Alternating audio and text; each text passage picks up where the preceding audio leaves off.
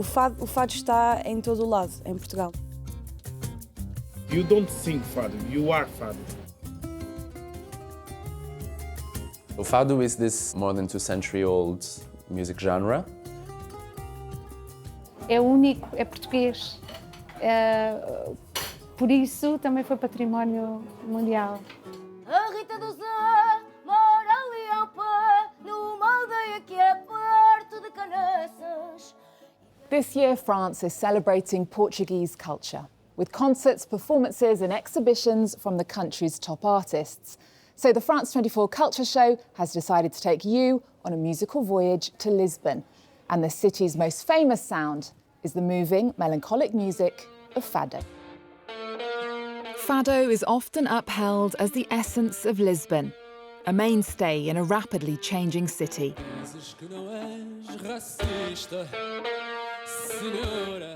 We're going to meet the duo reinventing the music that holds the nation's soul.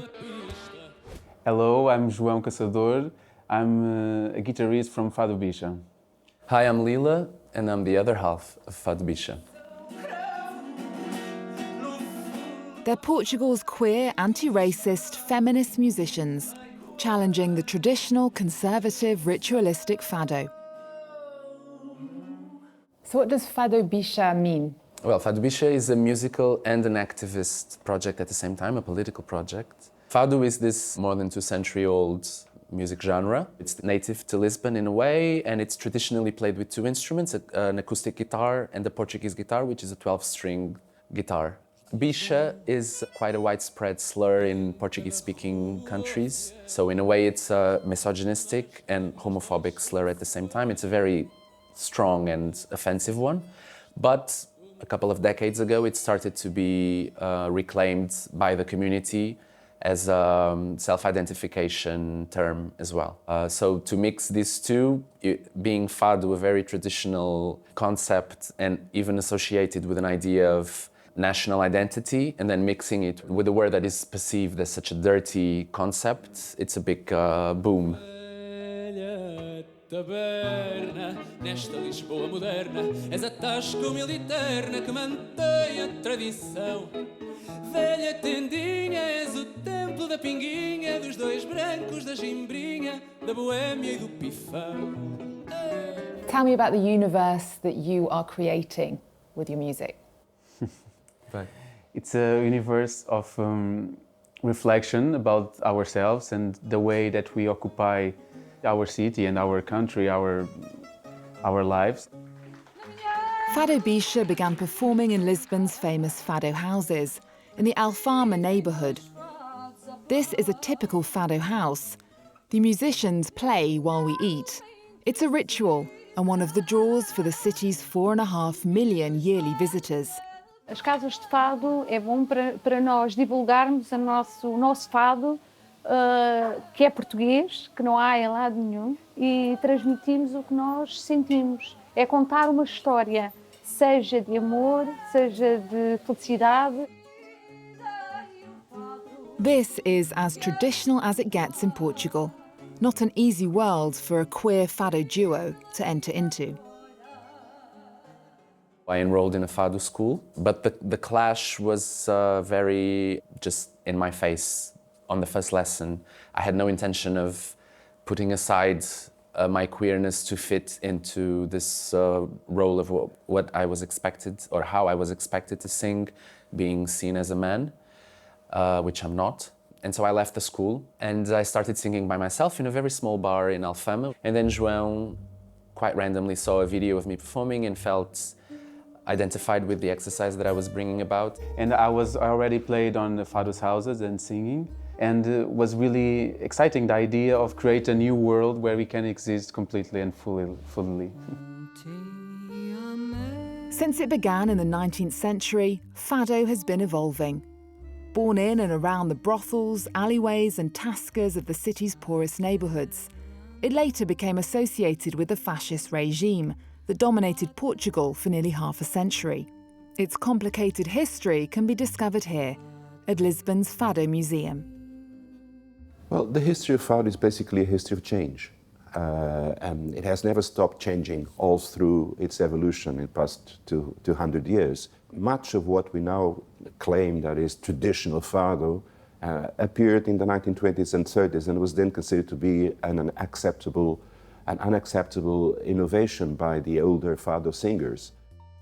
Though there are many Fadistas, it was Amália Rodrigues who first pushed the genre's boundaries, helping to develop and define it into what it is today, and influencing stars like Carmani, Katia Guerrera and Carminho. One of the main concerns at first from the regime was to censor Fado, to make sure that the lyrics were clearly censored so that no subversive lyrics were sung. Amália had such an early success in her career, and then that success expanded internationally in such a way that the regime understood that it was advantageous to actually try to associate itself to this success.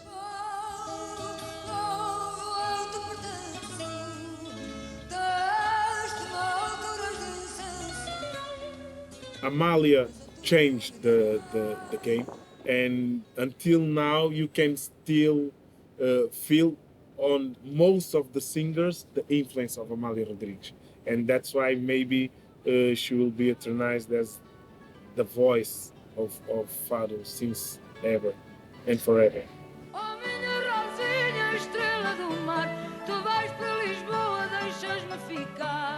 And does someone like Amália Rodrigues influence you guys? A lot. She's the one that drew me to Fado in the beginning. She was, for me, with all of her dichotomies and inconsistencies, she was for me a complete artist in the sense that she had this incredibly powerful, incredibly moving voice and powerful in the technical sense and also in the emotional sense.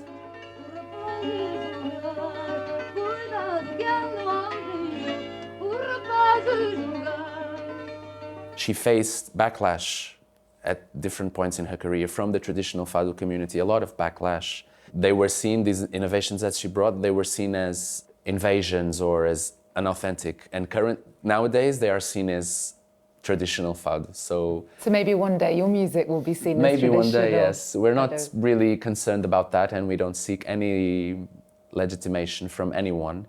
Traditional, I hope not, to be honest. I want to be subversive all along. Estás a 100 metros de mim, no teu carro, no Cristo Rei.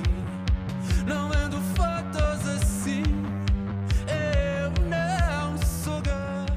What is Fado in 2022 then? Fado is really on vogue in Portugal now, I think in last 5 years. Even the teenager like Fado now starts to open, and a lot of musicians from different musical genres starts to appropriate Fado and take some elements of Fado too. Mas acabaste por não encontrar, e embora eu saiba que O fado está em todo o lado, em Portugal, e é impossível, eu acho, não ser minimamente influenciado pela cultura do fado. O fado acho que é das coisas mais preciosas que nós temos. With nearly 900,000 Instagram followers, Bárbara Bandeira is a pop sensation. She recently recorded Onde Veis with the nation's top fadista, Carminho. Its music video went viral.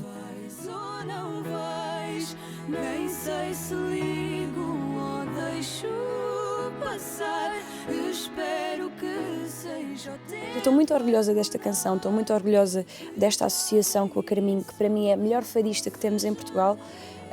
Não estava à espera que ela aceitasse, mas aceitou e a verdade é que acho que correu muito bem. acorda-me quando acabar. Mas se esta canção foi feita para ti. And you've taken some very traditional songs, haven't you? And you've rewritten them. As well, yes. The thing that we call traditional Fado melodies are around 300 melodies. The common process of Fado is that people take one of these melodies and they write a new poem for it. So each melody has many different poems. And when you go and sing in a Fado house, in a traditional Fado house, you just go to the guitar players and you say the name of the melody and your key. Sol. E a ideia de tal moda faz They don't know which poem you will sing, and then they kind of adapt the way they play to the poem that you're singing, if it's more nostalgic or if it's more upbeat. And we did a bit the same, like we took Fado songs that already exist and that are very famous, but then we faced some difficulties, and now, for example, that we are launching our first album, almost all the songs that we would like to record and to be able to perform, we weren't given permission to do that. And why was that? Well, because our identity and the way that we present ourselves is seen as very subversive and disturbing. Do mundo a derrapar bem à direita, mas aqui os fachos iam para refugo. País dos brancos costumes, mulheres mortas por ciúmes e achavam que escapávamos do jugo. There is an LGBT agenda. For me, it's a very interesting experiment, and in a way, it challenges the traditional values of masculinity and femininity that are so paralyzed in the tradition of Fado. And it's interesting to see the way Fado Bicha reject that tradition. So, as Carlos Carmo, a great Fado singer, used to say, perhaps in Fado the best is yet to come.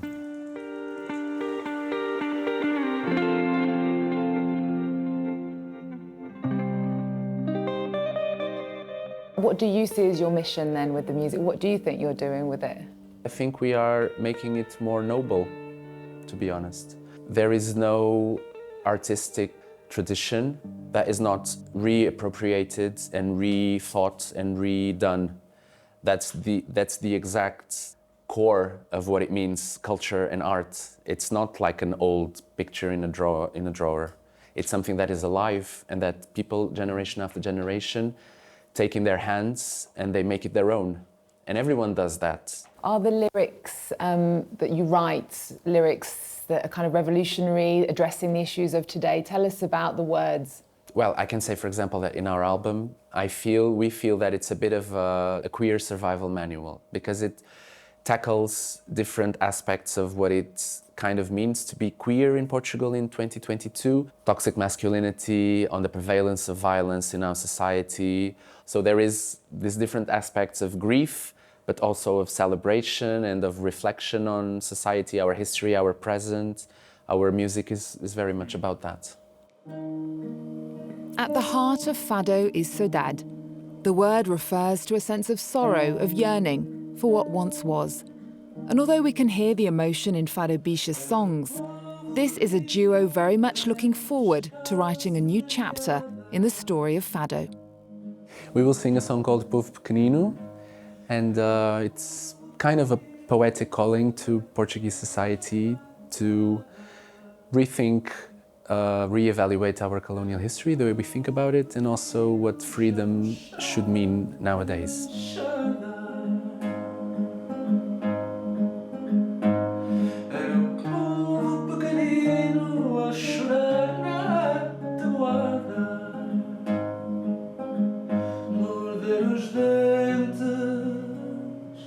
Lamber os beiços, molhar pão velho na caldeirada.